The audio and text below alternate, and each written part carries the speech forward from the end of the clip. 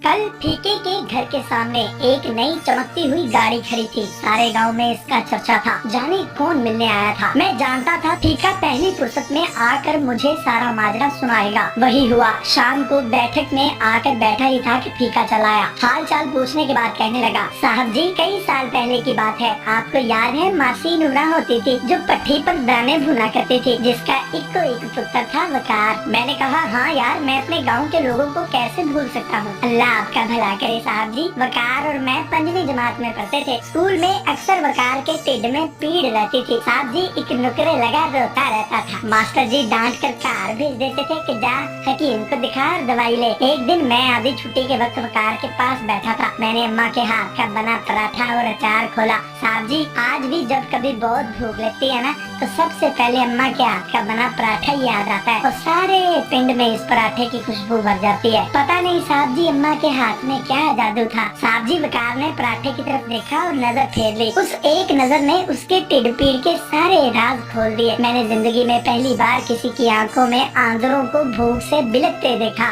साहब जी वकार की फाकों से लूसती आंदरें आंसुओं के सामने हाथ जोड़े बैठी थी, जैसे कहती हूँ एक अथरू भी गिरा तो भरम टूट जाएगा। वकार का भरम टूटने से पहले मैंने उसकी मिन्नतें करके उसे खाने में शरीक कर दिया। पहली बुरकी टिड्ड में जाते ही वकार की तड़पती आंदरों ने आंखों के जरिए शुक्रिया भेज दिया। मैंने चुपके से हाथ रोक लिया और वकार को बातों में लगाए रखा। उसने पूरा पराठा खा लिया और फिर अक्सर ऐसा होने लगा। मैं किसी न किसी बहाने वकार को खाने में शरीक करने लगा। वकार की भूखी आंदरों के साथ मेरे पराठे की पक्की यारी हो गई और मेरी वकार के साथ खोरे किसकी यारी ज्यादा पक्की थी। मैं स्कूल से कार आते ही भूख भूख की खप मचा देता। एक दिन अम्मा ने पूछ लिया, पुत्र तुझे साथ पराठा बना कर देती हूँ, खाता भी है कि नहीं? इतनी भूख क्यों लग जाती है तुझे? मेरे हाथ पैर फूल जाते हैं। आते साथ ही भूख भूख की खप मचा देता है, जैसे सदियों का भूखा हो। मैं कहाँ कुछ बताने वाला था साहब जी, पर अम्मा ने बुलवा कर ही दम लिया। सारी बात बताई। अम्मा तो सुनकर बिलक पड़ी और कहने लगी, कल से 2 पराठे बना दिया करूंगी। मैंने कहा, अम्मा पराठे 2 हुए तो वकार का भरम टूट जाएगा, मैं तो कार आकर ही खा लेता हूँ। साहब जी उस दिन से अम्मा ने पराठे के बल बढ़ा दिए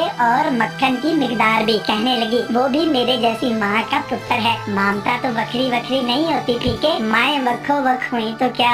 मैं सोच में पड़ गया। 5वीं जमात में पढ़ने वाले फीके को भरम रखने का पता था। भरम जो जात का मान होता है, अगर एक बार भरम टूट जाए तो बंदा भी टूट जाता है। सारी जिंदगी अपनी ही किरचियाँ इकट्ठी करने में गुजर जाती हैं और बंदा फिर कभी जुड़ नहीं पाता।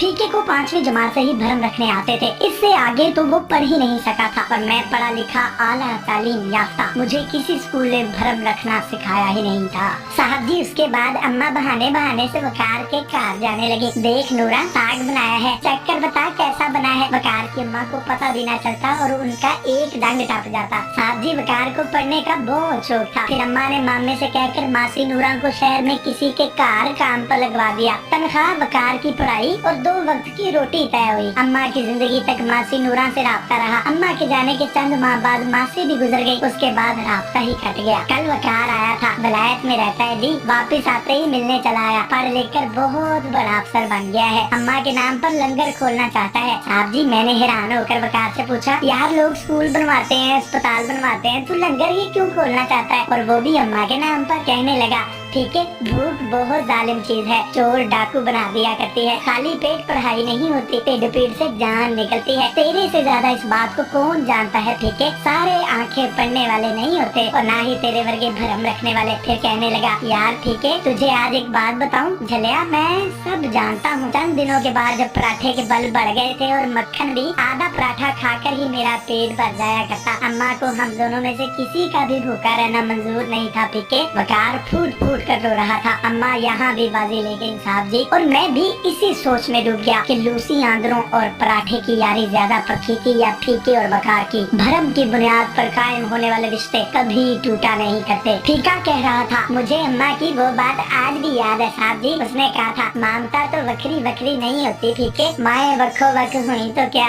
उसके हाथ तेजी से पराठे को बल दे रहे थे। 2 रोटियों जितना एक पेड़ा लिया था। अम्मा ने, साहब जी मैं पास ही तो चौकी पर बैठा नाश्ता कर रहा था। रोटी बेलते बेलते नमाज का सबक पढ़ाती, मेरे साथ निकियां निकियां गल्ला करती, आज भी बेड़े में फिरती नजर आती है। फीका माँ को याद करके रो रहा था। सूरज की पहली किरण जैसा रोशन चेहरा था अम्मा का। साहब जी, बातें करते करते फीका मेरा हाथ पकड़कर मुझे उस पल में ले गया और एकदम मेरे सामने किसी पुरानी फिल्म की तरह सारा मंजर ब्लैक एंड व्हाइट हो गया। जिंदगी के कैनवस पर सिर्फ एक ही रंग बिखरा था, ममता का रंग। सच है, माँ की गोद बच्चे की पहली दरसगाह होती है, पहली तरबियत गाह होती है। आज मुल्क के हालात, करप्शन और मिसाइल को देखते हुए मैं सोच रहा था, काश सब माएं फीके की अम्मा जैसी हो जाएं। मैं हर बार फीके से मिलने के बाद वतन की बंद खिड़कियों से छन छन कर आती सुनहरी रोशनी को देखता हूँ, रोशनी जो रास्ते